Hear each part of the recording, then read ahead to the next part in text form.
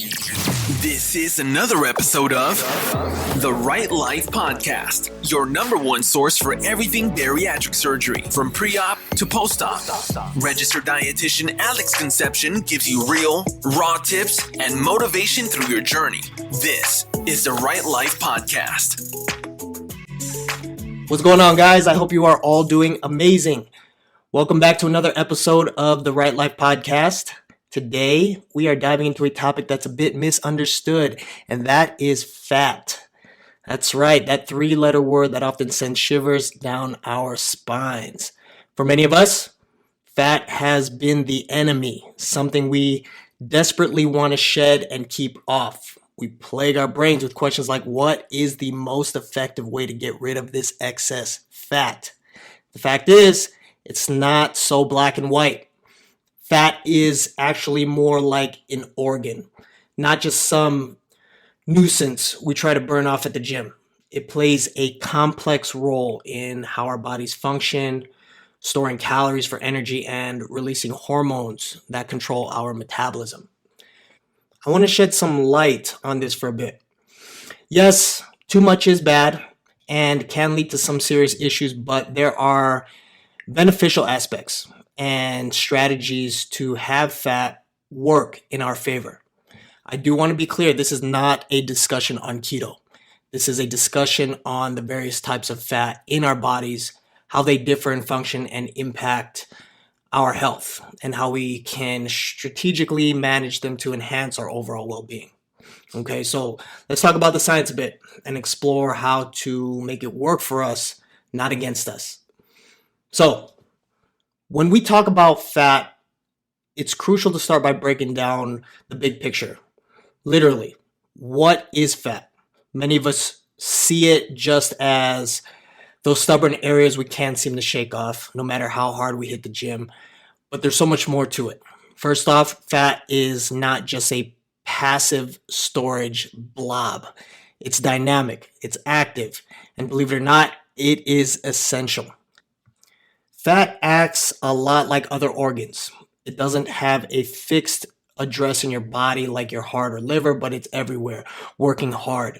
Its main job, storing energy as fat droplets for the rainy days and releasing hormones that are key players in controlling your metabolism. Now, here's where it gets interesting. Not all fat is created equal. We've got two main characters in the story of body fat: white fat and brown fat. Each play a very different role in our health and well-being. First, white fat is what most of us think about when we consider body fat. It's the type that stores energy in large single droplets. This fat insulates our bodies and keeps us warm. It also produces some important hormones that impact hunger and metabolism. But too much of this stuff, that's where the problems start to arise. Then there's brown fat. This guy is the unsung hero in the fat family. Brown fat is packed with mitochondria, those powerhouses of the cell that burn calories to produce heat. This type of fat actually helps us burn more calories, not store them. Increasing brown fat or its activity can be a game changer for managing weight and improving metabolic health. We used to think only babies had brown fat, helping them regulate their body temperature since they can't shiver like adults. But guess what? Adults have it too, and its distribution and activity can significantly impact how lean or fat we are. So, understanding these types of fat and how they function can shift our approach from merely trying to eliminate fat to strategically managing it in our health. What we really want is to balance the right types of fat in the right ways. So let's dive a little bit deeper. Starting with the white fat. White fat is pretty much the body's natural form of thermal underwear. Okay, it's what you feel jiggling on a bumpy bus ride and what you're trying to tame when you hit those workouts hard. Beyond just keeping us warm, white fat is busy cranking out hormones that directly influence our hunger and our metabolism. Now, there are two types of white fat to consider. We have subcutaneous fat, which hangs out right under your skin. Think of the pinchable fat around your belly. That's your subcutaneous fat. This type doesn't just sit there. It actually has some benefits, acting as a buffer and releasing hormones that influence things like insulin sensitivity. It might not be a fan favorite at beach parties, but it's not the worst player on the field either. So, moving deeper in the body, we have visceral fat. This is the more sinister type. Visceral fat wraps around your organs, okay, tucked away deep in your belly. Visceral fat is like the bad news bears of fats, and they are heavily linked to everything from type 2 diabetes to heart disease. It is aggressive and inflammatory, so this visceral fat is what we have to remove or prevent. But let's switch gears to a more hopeful tone with our unsung hero, brown fat. This type of fat is awesome, okay, because it functions almost like a natural furnace. Instead of storing fat, brown fat burns it. The more active your brown fat, the more calories you burn without lifting a finger. It's packed with mitochondria, those little structures that crank out heat and keep you warm. So what's even more intriguing is that adults, not just babies, like I said, have brown fat, and its activity is linked to overall body leanness. Imagine if we could turn up the dial on your body's brown fat. Okay, we're talking about potentially shifting the body's metabolism to naturally burn more fat even while you're just going about your day. So understanding and managing these types of fat isn't just about cosmetic changes. It's about enhancing our overall health. We want to minimize the bad fat like excessive visceral fat and maximize the good like active brown fat. It's about creating a balance that supports our health, not just our waistline. The reason I say this is because you could still be skinny and unhealthy. Okay, so how do we boost this awesome brown fat? Well, there are a few ways to stoke this inner furnace. One of the coolest methods, literally, no pun intended, or maybe a little bit, is through temperature control. Exposure to cold can stimulate brown fat activity. This doesn't mean you need to take an ice bath or sleep in a freezer, but lowering the thermostat a few degrees or going for a brisk walk on a chilly day could actually help activate more brown fat. Personally, I've been doing this for about 2 years now. Every morning I start the shower cold. I remember when I started, I actually had to amp myself up for it, especially in the winter. What I ended up doing was instead of turning on the shower and trying to jump in, I would get in the shower and just turn it on. I started at like 30 seconds before I turned it to warm, and then work that time up. Okay, so that's my personal strategy. There are a ton more benefits to cold exposure therapy, but that's a different episode.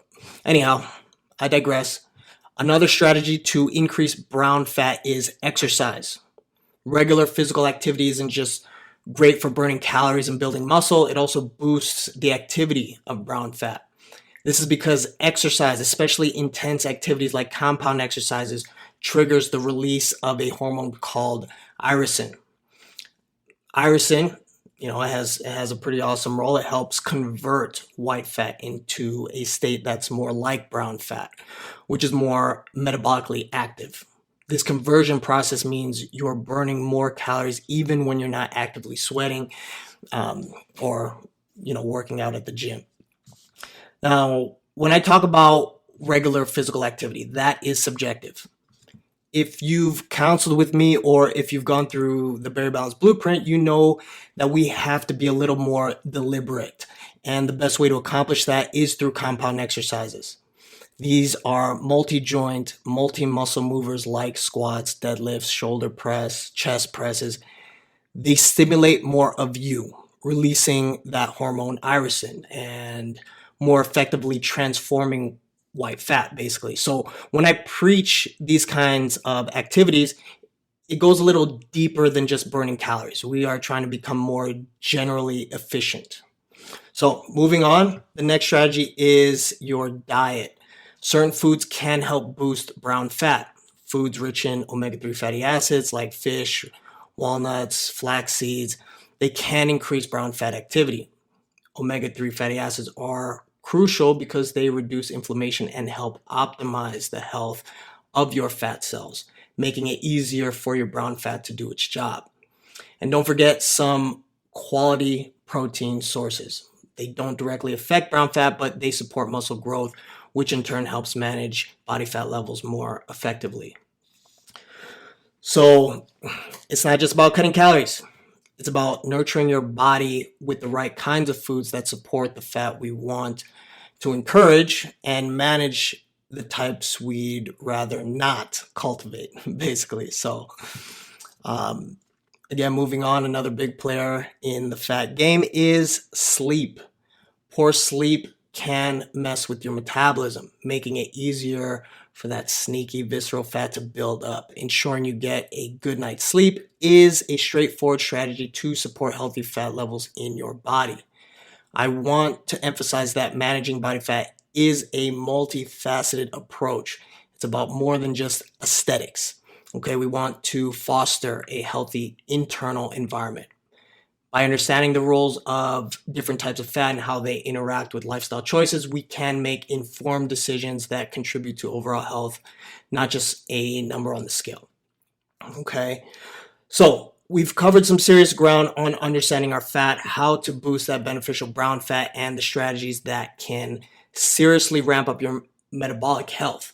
Now let's turn that knowledge into action with some simple, effective steps that you can start today. We did discuss them. This is more of a recap. Number one is temperature control.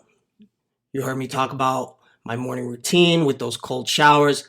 If that sounds a bit too chilly for you, start small. Maybe lower the thermostat a few degrees in the winter, or simply finish off your regular shower with a 30-second cold shower at the end. Okay, it's about getting your body to adapt and start utilizing that brown fat. Next up, exercise. If you're not already incorporating compound exercises into your workout routine, it's time to start. Okay, think about movements that engage multiple muscle groups: squats, deadlifts, bench presses. These exercises are not just about building strength, they're about transforming your body's fat composition by boosting that fat burning hormone, irisin. Set a goal to hit these at least 2 to 3 times per week, if not more. Moving on to diet. What do I always say? Protein and veggies first. These are your dietary staples, but we can be strategic with this framework by emphasizing foods rich in omega-3s like salmon, chia seeds, walnuts. Omega-3s are not only great for your heart, but they also enhance brown fat activity, giving you more metabolic bang for your buck. And if you're looking to ensure you're hitting your omega-3 targets consistently, consider adding a supplement. It's been a staple recommendation of mine for a good reason. And don't forget the role of good sleep. Try setting a consistent bedtime that allows you to get 7 to 9 hours of quality sleep. Avoid screens and bright lights before bed to maximize your body's natural sleep hormones. Good sleep hygiene supports your metabolic rate and helps maintain healthy fat levels. Lastly, we have mindset. Okay, remember, the real goal here extends beyond the scale. This journey is about enriching your health and transforming your life. Every decision, from adjusting the thermostat to choosing your next meal, contributes to a healthier, more vibrant you. Embrace these changes and celebrate each step forward, recognizing how far you've come. And that's pretty much it. I hope this has provided some insight to your approach moving forward. But I do want to add, if you are looking for structured support to jumpstart your journey, consider the Berry Balance Blueprint. Okay, visit therightlife.com, therightlife.com for a 4-week reset program that lays down the foundation for long-term success. It's designed to guide you every step of the way.